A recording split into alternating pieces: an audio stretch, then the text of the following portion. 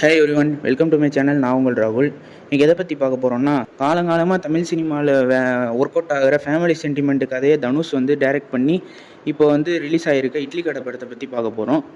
அந்த படத்தை பற்றி சொல்லணுன்னா, ஒரு கிராமத்தில் வந்து சிவனேசன்றவர் வந்து இட்லி கடை நடத்தி குடும்பத்தை காப்பாற்றிட்டு வராரு. சிவனேசன்றது வந்து ராஜகிரண். அவரோட மகனான முருகன், அதாவது தனுஷ் வந்து நல்லா கேட்ரிங் படித்து பேங்காக்கில் வேலைக்கு போகிறாரு. வேலைக்கு போய் 5 ஸ்டார் ஹோட்டலில் வேலைக்கு சேர்றாரு.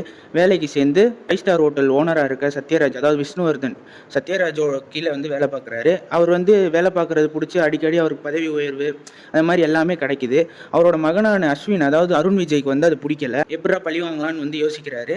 அதுக்கப்புறம் பார்த்தீங்கன்னா அங்கே வந்து லவ் போர்ஷன்ஸ் ஆரம்பிக்குது. சத்யராஜோட மகளை வந்து தனுஷ் லவ் பண்ணுறாரு.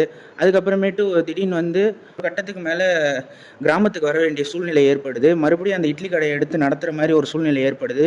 தனுஷ் வந்து வெற்றிகரமாக அந்த இட்லி கடையை நடத்தினாரா, எதுக்காக அவர் கிராமத்துக்கு வந்தார், அருண் விஜய்க்கும் தனுஷுக்கும் எப்படி வந்து சண்டை கிளாஸ் ஆச்சு, அதில் யார் ஜெயிச்சா அப்படின்றத வந்து இந்த படமாக காமிச்சிருக்காங்க.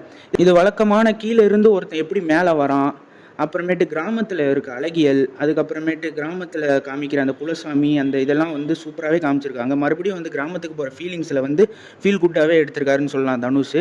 அதுக்கப்புறமேட்டு சப்போர்ட்டிங் கேரக்டர்ஸில் வர ஆர்டிஸ்ட், அதாவது பார்த்திபன், அப்புறம் சத்யராஜ், அதுக்கப்புறமேட்டு சமுத்திரகனி, எல்லாருமே வந்து அவங்கவுங்க கொடுத்த ரோலை நீட்டாக பண்ணியிருக்காங்க. ஹீரோயின்ஸான ஷாலினி பாண்டேவாக இருக்கட்டும், அதுக்கப்புறமேட்டு நித்யா மேனனாக இருக்கட்டும், அவங்களும் அவங்களுக்கு கொடுத்த ரோலை நீட்டாக பண்ணியிருக்காங்க.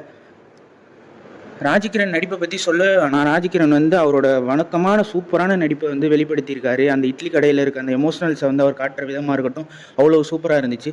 தனுஷும் ஆக்டிங்கில் நல்லா தான் பண்ணியிருக்காரு. வேறு எந்த குறையும் இல்லை இந்த படத்தில். ஃபஸ்ட் ஹாஃப் வந்து போகிறதே தெரியலை. ஆனால் வந்து செகண்ட் ஹாஃபில் வந்து சில இதெல்லாம் வாண்டடாக திணிச்ச மாதிரி இருந்துச்சு. மற்றபடி படம் சூப்பராக இருக்குது. இதில் வந்து தேவையில்லாத பாட்டுகள்னு எதுவுமே இல்லை. எல்லாமே வந்து சீனோடு வர்றதுனால ஃபீல் குட்டாகவே இருக்குது. பாட்டெல்லாம் கேட்குற மாதிரி இருக்குது. ஜிவி பிரகாஷ் அவ்வளோ சூப்பராக போட்டிருக்காரு. அதே மாதிரி ஜிகே பிரசனாவோட எடிட்டிங்காக இருக்கட்டும், செட் ஒர்க்லாம் அவ்வளோ சூப்பராக இருந்துச்சு. கிராமத்தை அப்படியே நமக்கு தத்ரூபமாக நம்ம கண்ணு முன்னாடி காமிச்ச மாதிரியே இருந்துச்சு. இந்த வீக்கெண்டில் ஃபேமிலியாக போய் என்ஜாய் பண்ணி பார்க்க வேண்டிய படமாக இருக்குது இந்த படம். இந்த ரிவ்யூ பிடிச்சிருந்துச்சுன்னா சப்போர்ட் பண்ணுங்கள், ஷேர் பண்ணுங்கள், சப்ஸ்கிரைப் பண்ணுங்கள். நெக்ஸ்ட் ரிவ்யூவில் பார்ப்போம். Stay peace, stay safe. மறக்காம சர்ப்ரைஸ் பண்ணுங்க. தேங்க்யூ.